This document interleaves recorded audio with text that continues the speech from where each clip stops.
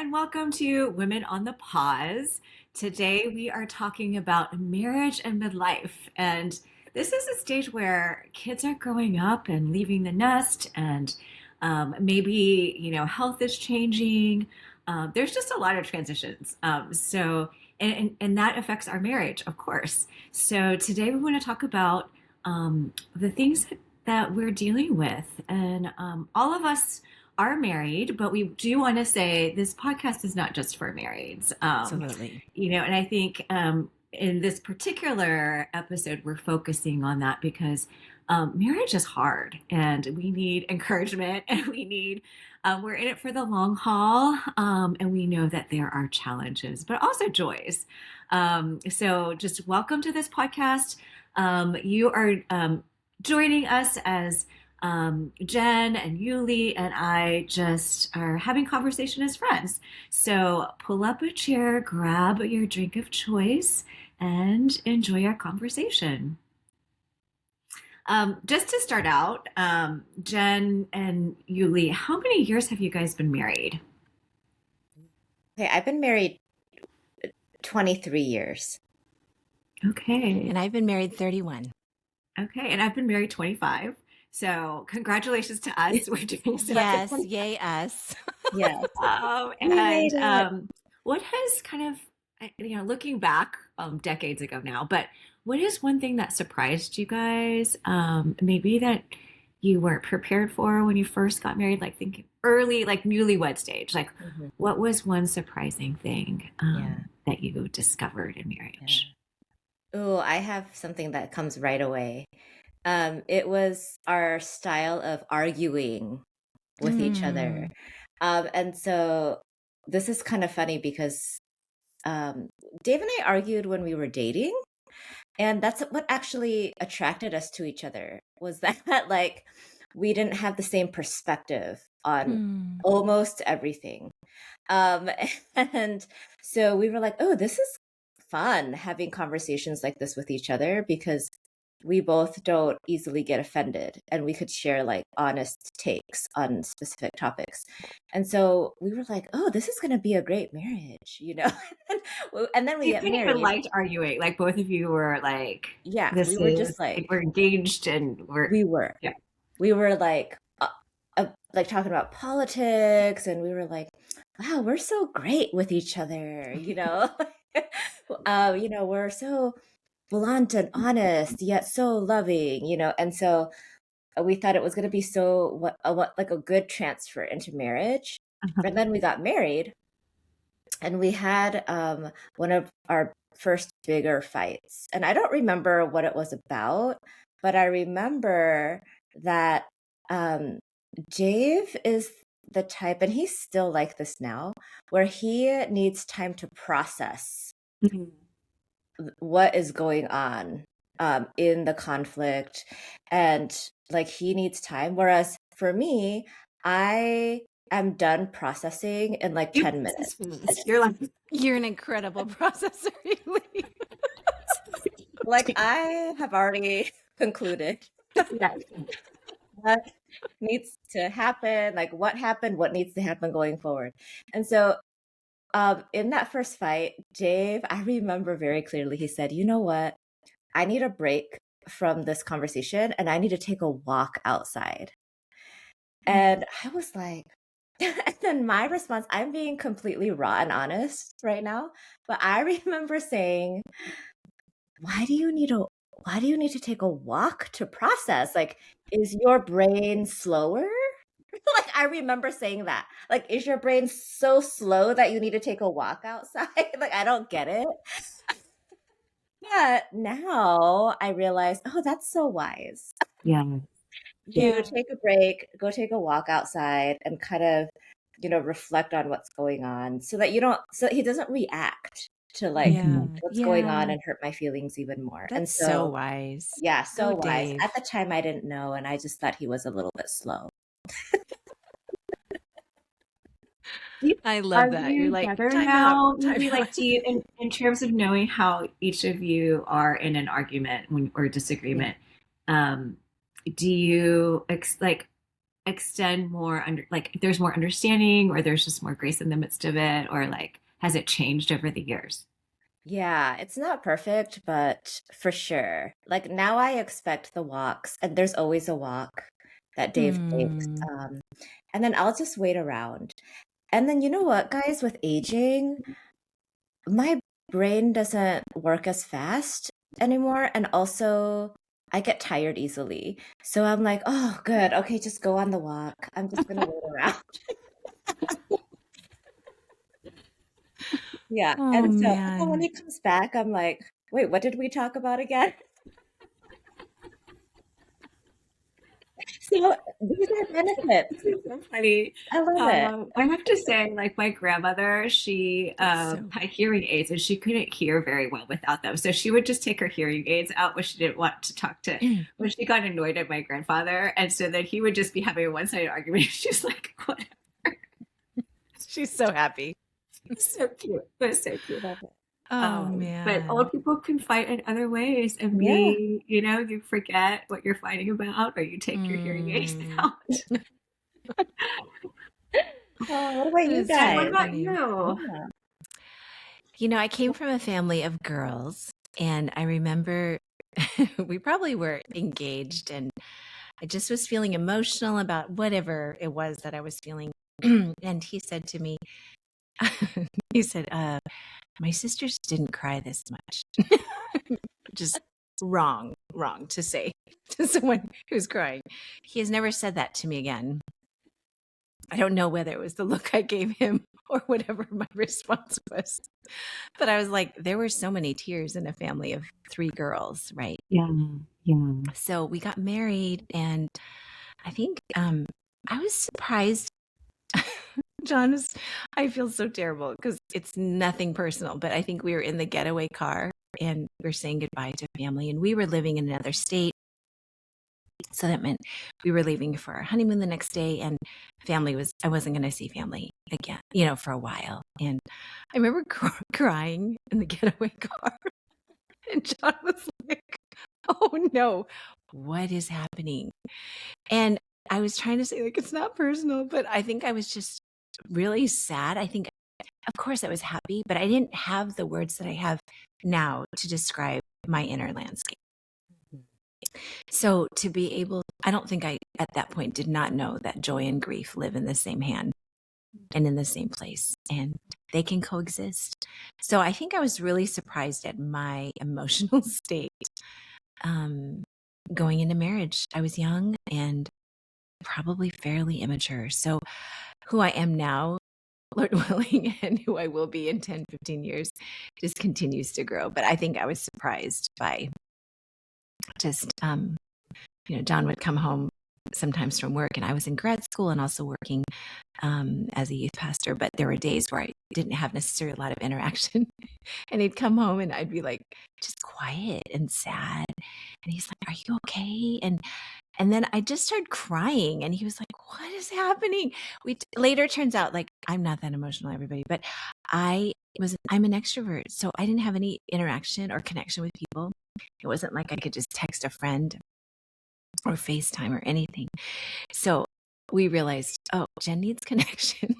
She needs people. She can't just be in our little place all day long studying on the days when I was home. So that surprised me, my need for that, even being married. So Yeah. And I think that is true. I mean, we need our girlfriends even when we have a solid relationship with our spouse. Like he can't be our whole world. And so I think right. when we Yeah. first get married, we think, oh, he's supposed to fill all of our needs, or like a lot of, but he can't. I mean, No. it's we can't put all of that. And What when we about try, you, we Joyce? disappointed.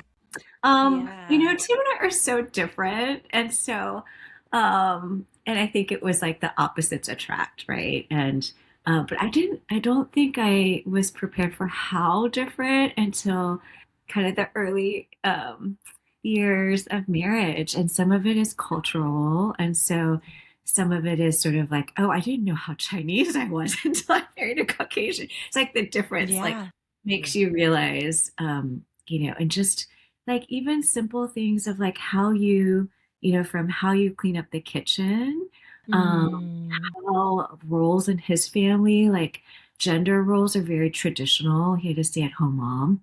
My Mm, mom worked, and so there was a lot more sharing of household duties in my mm, and much more traditional roles in his family. And so just the expectations were, I feel like we just kind of were, and I look back, I'm like, should we have been more prepared and had more conversations about these things before we got mm. married? But in some ways, I'm like, I Yeah. think nothing prepares you really until you're like in it. yeah. Yeah. Um, and then I think it was like, what do I do with the expectations that were not? I expected him to have all the good qualities of my dad. He was a Mm. wonderful, like he was so great, like doing things around the house. And the good qualities that Tim has that my dad doesn't have. I just assumed, okay, I see all of your good qualities. And then I just assumed it came with all of my dad's good qualities too, and like one person. It's just isn't realistic. So I think I just had to, it took time to adjust, Mm. just accept and love the person that you're with. But Yeah. I think it definitely was a process. Yeah. Wow. Wow. I resonate with your traditional and non-traditional role Mm, Mm. challenge. But more from like the in-laws side mm, of things. Yeah. Like my in-laws were very traditional Korean. Um, and they had all the rules of like you have to obey your elders, or you have to, like I had to call people in on their side of the family certain names that indicated their place in the hierarchy. Mm. And because I was like the second daughter-in-law, I was also like lower on the totem pole, so to speak, Okay. and so Yeah. thus treated differently too. And oh, yeah, and so those were challenges for me at the beginning where Wow. yeah, I was like not used to any of that. Um, and you and the conclusion to that story is if people are curious if I obeyed or if I rebelled, I ended up confronting my in-laws because I was like, I'm oh, how not did doing that this. go? Like, why would I obey your rules that don't even make sense? Um, and the confrontation was hard, but it was good. It actually strengthened our Mm. relationship, thankfully. Yeah. Yeah. Wow. That Yeah. takes a lot of boldness as the daughter-in-law to initiate a conversation like that. Yeah. I was scared to do it, but there was a time when I was like the only one cleaning the dishes after a family dinner. And I remember a moment where I wanted to uh, drop the dish on the ground and break it because I was so bitter that Mm. like everybody was watching TV, like literally, and I was the only one because it was like my duty as the Your second duty. daughter-in-law. Wow. Wow. And I was like, you know what? I think confrontation is better than having this feeling of wanting to throw a dish around. Hmm. You Hmm. know? Maybe. Yeah. Yeah, maybe. I didn't want to be that person. It was like throwing Mm. something across the kitchen and yeah, so that I think that was the Mm. moment when I decided to confront. And for me it was worth it. Yeah. Yeah, that's so good. We are premarital coaches, and so we just finished a series of classes with 4 couples, and we talked about roles and expectations this last Yeah. time. It was our final time, and I think it was really like you can't know, but at least the conversation bucket is open, right? Mm, You actually know that there are roles and your expectations of each other that you don't even know you have. It's like in your water, Yeah. right? Yeah. And I think I had expectations of myself, mm, and I had expectations of, we just don't even, without even a place to talk about them, because we can feel bad that we have them, or we don't even know that we have them. yeah. And then we feel Yes. disappointment. So Mhm. And I think for disappointment me, I is didn't real, even know I had the expectations until they right? weren't met. Right. Mm, Then I was Yeah. like, oh, I had this expectation. Yes, absolutely. And I expected I would enjoy certain things more and yeah. like certain things around the house. And, we decided early on, I just don't iron. I Oh ironed too yeah. much. When I was in high school, I helped. I was like, yeah, what is this? This thing, and John loves to iron. So wonderful. It works. Go John. Yes. Yeah, that's so great. Yeah, but boy, the growing is certainly real Yeah. over the Yeah. years. Yeah. Well, I do want to ask about kind of over the years how um, maybe there were seasons that were harder for whatever reason. I think we hit bumps. Mm, And when did those bumps come in your marriage? And then how did you get through that? Mhm. Get through the other side? And when you're in the middle of like a valley, sometimes you don't know whether you're gonna get to the other yeah. side of that, in the midst. I've certainly been in stages where I'm like, is this gonna be what marriage is like forever? Like Hmm. maybe I just need to like just tolerate it Mm, and then it got better, and so um yeah, and you guys are in a slightly ahead of me in the season of kids being out of the house, so that's certainly a transition you all already have navigated mhm. marriages, um but yeah, each season has its thing, right? Yeah. Yeah. Yeah. It does. I don't really know how to answer that one. I feel like sometimes the seasons surprised me of Mm, like the challenges that we faced together. I mean, if I were to kind of put those in a box, I would definitely say like when Dylan was born. Or I mm, would no wait, I would go backwards. Like when I first got married, mhm, after the honeymoon, and I was kind of settling into getting to know the in-laws. Those were some hard times, like I mm, mentioned, um, which I didn't expect. And then, and it had to do with what Jen you were saying. I think I had a picture of what my relationship with my in-laws would be like. mhm, Uh, mhm. and that was not the case. And Yeah. so thus the struggle and trying to Yeah. figure out, okay, what's my place in this family? How do I navigate Mhm. myself, etc. And what's Dave's role? I expected him to save me from this disastrous in-law relationship. Yeah. Um, and then he just ended up being in the middle, and it was like challenging for him Mm, and thus our marriage. Hmm. yeah. So that, and then when Dylan was born, it's such a happy moment. But like you said, Jen, there's also like with joy, there's, the stress and anxiety of being a new Yeah. parent, Yeah. and all of that. And, with my in-laws, you know, they were very like controlling over Mm, how I, um, mothered Dylan in those mm, early years. Yeah, yeah. mm. I have a funny story, but I don't even know if I could share it on like publicly, or I don't know if social media would ban the story, but like I'll tell if you want to know, just private message me. I love that. But yeah, and I feel like for us, when I don't know, I feel like early on we kind of stumbled into making things better. Um, Mm, no, just because we had to talk things out. yeah. Um, or one of us was silent for a long time and the other one got Mm, annoyed. And then, you know, yeah. we just broke eventually. Um, Mm, but I don't think there was any like method to the madness for us. yeah. We just ended up like being at our wits' end and then needing to like hash things out through our Mm, anger and through our frustrations with life and with each other. Yeah, and I remember a distinct moment around year 7. Also, I know there's a 7-year itch, and we definitely experienced that. Where mm, I was like, yeah, I don't know if I want to continue on with this marriage. Maybe there's other things that are better for me in life, kind of thing. So mm, I did experience that too. Um, mm. but yeah, so that's a little bit about us. What about you? Thanks, Yeah. Yulee. What about you, Joyce?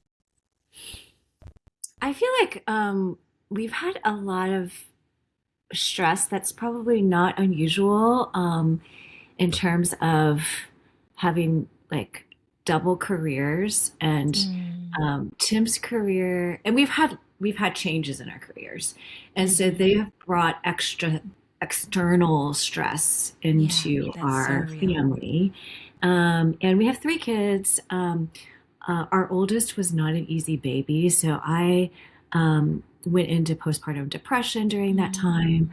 Mm. Just lack of sleep. I was working full time as an attorney. Like that first year of her life, like I think I just barely, like I just survived. And then Mm. I think our marriage took a hit every time we had a Yeah. baby. 'Cause at Yeah. first, and then our youngest is adopted, and so she came with a lot of extra needs, and Mm. Tim at that point, shortly after that, transitioned to another very demanding job that required us Mhm. to move from our community where I had my family nearby to help, friends, to a place where I Yeah. didn't know anyone, um, Mm. and um, and a child who we had adopted from China not too long ago. So just with all of that, I Mm. think that it's put a lot of extra stress on our marriage. Yeah. And there were times when I was tempted in my mind. I think we just like at human nature, we blame our spouse for the difficulties we face. Like, Mm. I'm not doing well in this move, or I'm not, like you need to help me more. And he's like working really hard at his job and trying just, Yeah. not to bring the stress of his work home. And so I think that dynamic has been on and off in our Mm. marriage. And then another thing that's not unique, but if you have kids who are in any type of like club sports, like it affects your family life, like Yeah. travel sports. And so we have one of our kids who just it's very time intensive. Mm. And so we are still in the midst of like a very demanding season where work requires a lot, our kids require a lot. Mm. We're traveling, he's traveling both for work and we're traveling for our kids' sports. So it's just Yeah. time together is not very easy. Um, yeah, I think that's the season that we're in right now. Mm. We're maintaining all the things we need to keep up in the air, and like Yeah. not having as much time to connect. And when you go for long periods of time where you don't have like times to connect, I think you just feel a little bit more distant. Yeah. And the challenge is always like, how do we come back together after he travels? How do we reconnect? And we've done things over the years. There have been opportunities for the two of us to get away together, and I think that's like the best for us anyway, because there's so much in the home that Yeah. we have to Yeah. get away, just the two of us. Yeah. So we've been fortunate to be able to continue to do that, and that's helped our marriage. Yeah. Yeah. I think sometimes just the acknowledgement that we're at a transition and Mhm. it's hard. I think we just to name it is so important because it takes the blame. Like, you're not the enemy. I'm not the enemy. Yes, We're on the same we're on the team. same Like, I think team. in every transition, like, requires that. But I think life happens. And if we're not that aware of our own stuff inside and even just what we're feeling, like if we're not normally unpacking our hearts, I think, well, it just leaks out into our relationships. And this is just whether you're married or not. But I think marriage is like you're just face to face with someone every single day. And when you've got little people running around the house and they have their high need, we had 4 under 7 and a foster baby. And I think there were times where I look back and I just think, wow, I was probably just trying to survive. Mhm. But I know I wasn't the best version of myself in that. At least definitely not aware of what I was feeling.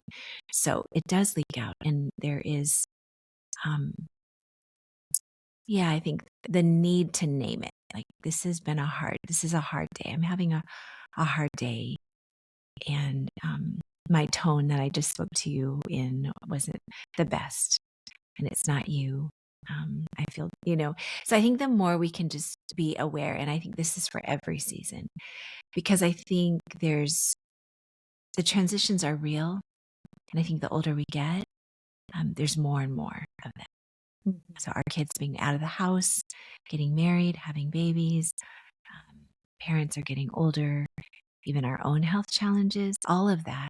Plus, friends are changing. We moved countries and you're building new communities. There's just so much. And so I think that core of who we are has to continue to grow. I just read a book. In the book, the author says that you get to be the face of God for your spouse. Like it's like grace. That's a lot of pressure, Jen. Well, I know. I'm not saying this is true, but it certainly is like, okay, like what does that mean if I am to be the embodiment of love is in me to my spouse? And it makes me think. And I don't think I even understood what that could mean in my younger years. I think I'm starting to understand, in that kindness and that gentleness that we still need in my conversation, in the way I meet John. I think the word gentle and patient is certainly fruit of the spirit that I want to grow in. And I think especially because transition is when seasons shift, I think especially we need to handle each other with care.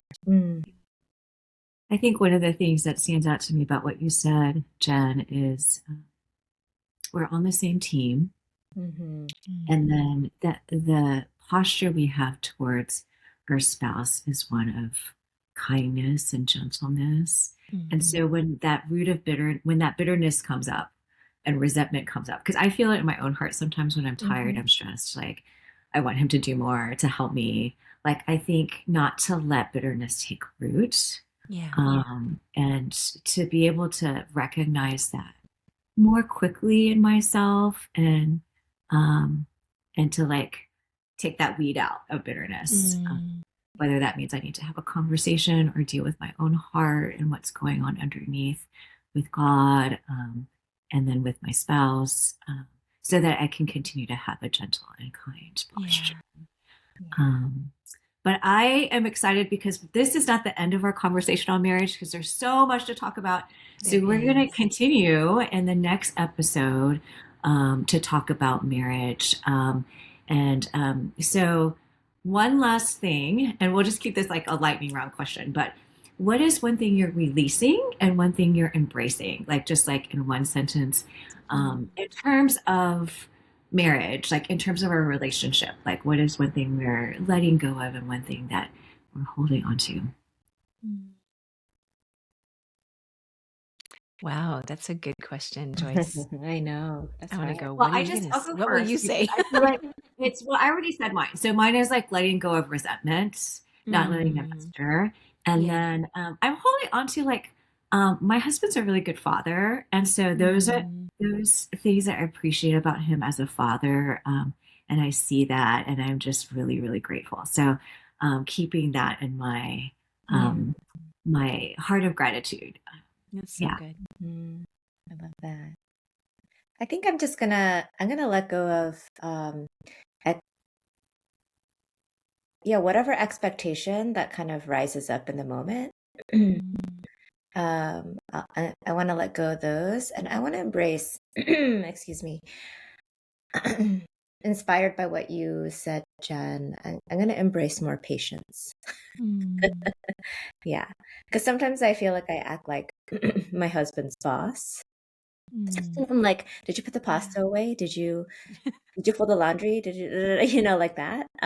But yeah, I don't want to be like that. So yeah, that's so good.